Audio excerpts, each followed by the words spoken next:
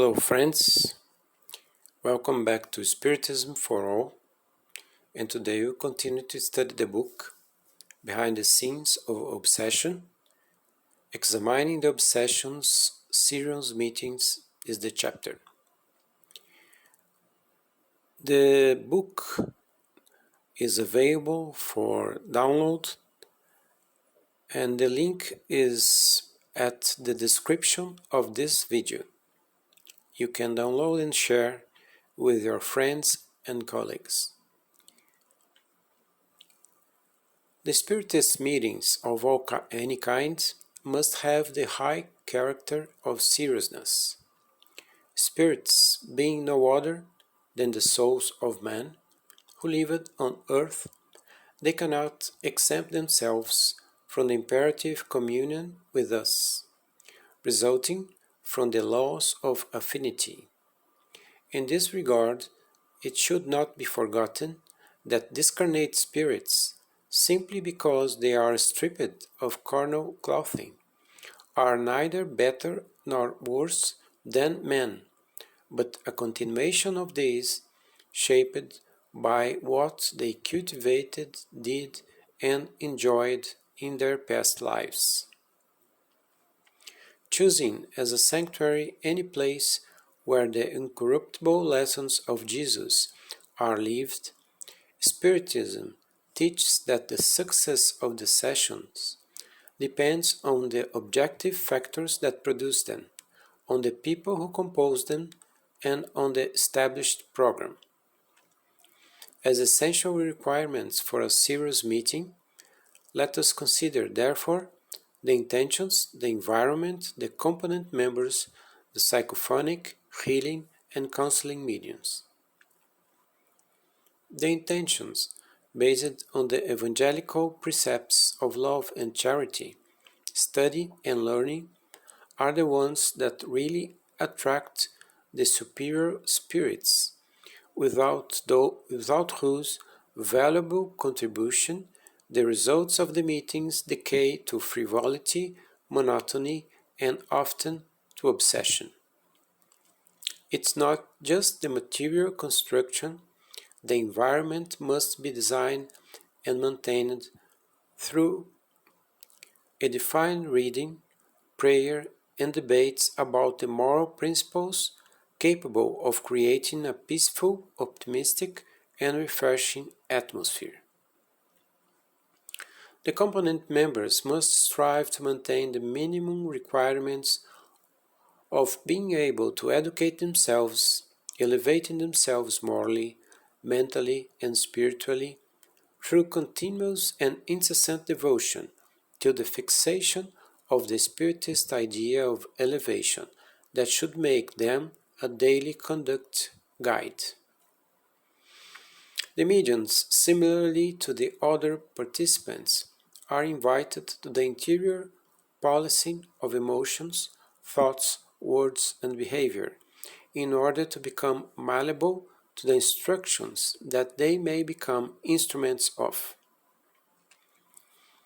The mediumistic faculty does not exempt them from the moral responsibilities essential to their own renewal and clarification, since, more easily, the pure spirits are happy to use those docile and enlightened instruments capable of facilitating their tasks. Counseling mediums also have the obligation to evangelize themselves, studying the doctrine and enabling themselves to understand and collaborate in the various tasks of the service in progress.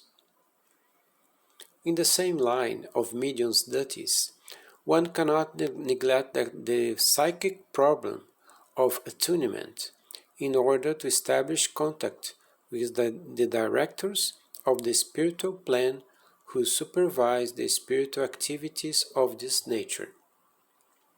Spiritist meetings are serious commitments made before the conscience of each one, regulated by the effort, punctuality, sacrifice, and perseverance of its members. Only those who know how to persevere without delaying the work of interior edification, become creditors of the assistance of spirits interested in the sowing of hope and happiness on earth, a sublime program presided over by Jesus from the high spheres. In serious meetings, its members cannot neglect the established duties in favor of general order and harmony, so that the infiltration of unhappy spirits does not turn them into barns of turmoil, in perfect connection with disorder and chaos. Invariably, the serious study of mediumistic help meetings the serious study of mediumistic help meetings become educational for the discarnate who are brought by their mentors. They are attracted by their own curiosity, or they are interested in its destruction, the destruction of the work.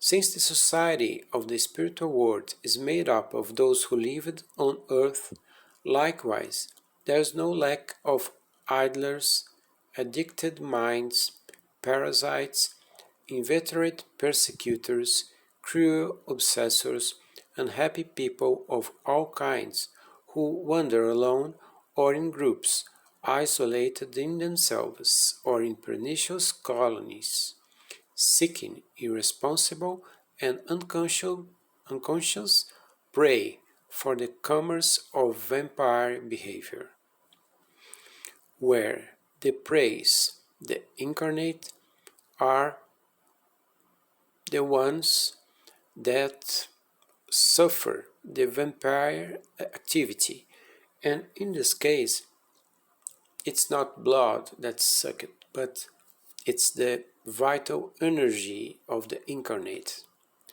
that is sucked by the spirits who feel pleasure with our ectoplasm. Ectoplasm, it's an energy that all incarnates possess. So we have to be very careful with our thoughts, with our habits, in order to be protected.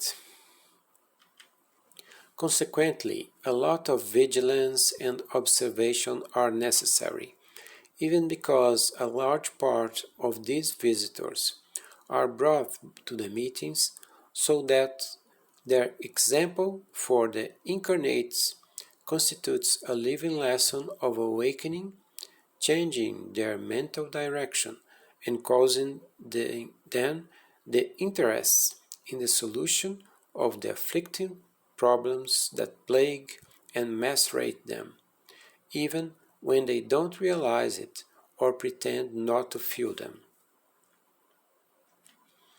For a Spiritist session to be of interest to the spiritual instructors, the high-level ones, it cannot be abstracted from the high moral standard that all participants must have, since if a heavy and serious frown on earth can present a man as being good, in fact, only the externalization of his fluids, that is, the vibration of his own spirit, which results from the moral acts he practices, distinguishes him from the other creatures, offering to the discarnate instructors the specific material for the multiple operations that take place in the blessed serious Spiritist centers, which have the goal to implement the sanctifying program of spiritual disobsession.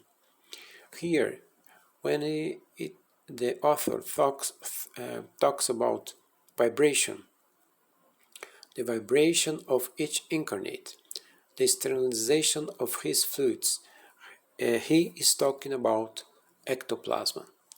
Ectoplasm is the vital energy that only living beings, organic beings, have.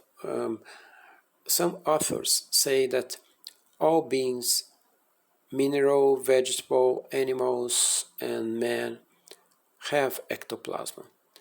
And this energy